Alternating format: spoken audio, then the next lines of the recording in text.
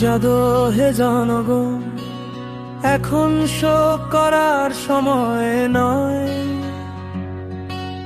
জাগো হে জনগণ, এখন শোক করার সময় নয়। যে রক্ত ঝরে না তার জীবনের কোনো মূল্য নেই।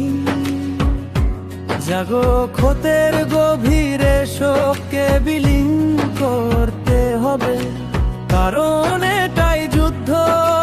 দুঃখে বসে থাকার সময় নেই। হায়দার, হায়দার,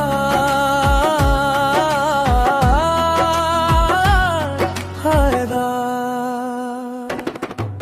কুরআন পড়ুন এবং সংকটময় মুহূর্তে আল্লাহকে খুঁজুন। যদি তোমরা আল্লাহকে সাহায্য করো, এই কথার মধ্যে আল্লাহর পক্ষ থেকে বিজয় দেখুন। এই যুগে যারা হতবিহ্বল তাদের বলুন যে বিশ্বাসের বিজয়ী কুরআনের অকাট্য প্রতিশ্রুতি। হায়দার,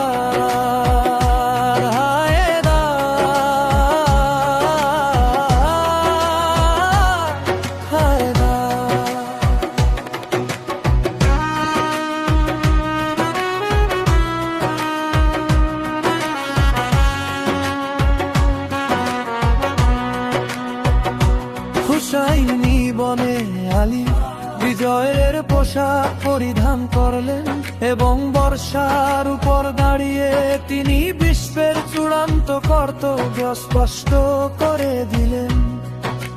হুসাইন এসেছিলেন যেন হৃদয়গুলো হতাশা থেকে মুক্ত হয়।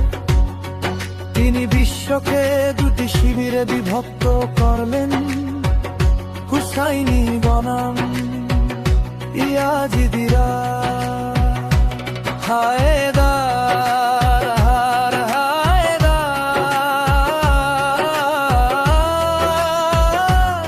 হায়দার,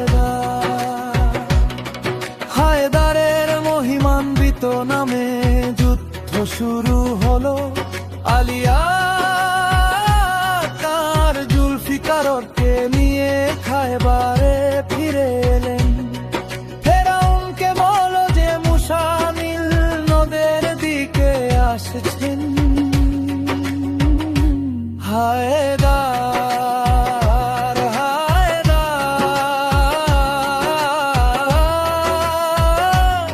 হায়দার। পুরো বিশ্ব তোমার পাশে থাকলে আমাদের আছে 5 জন পবিত্র সত্তা, নবী মুহাম্মদ, আলী, ফাতিমা, হাসান এবং হুসাইন। পুরো বিশ্ব তোমার পাশে থাকলে আমাদের আছে 5 জন পবিত্র সত্তা, নবী মুহাম্মদ, আলী, ফাতিমা, হাসান এবং হুসাইন। তোমাদের আছে বাংকার বস্তর, আমাদের আছে খেইবর শকান। হায়দার, হায়দার,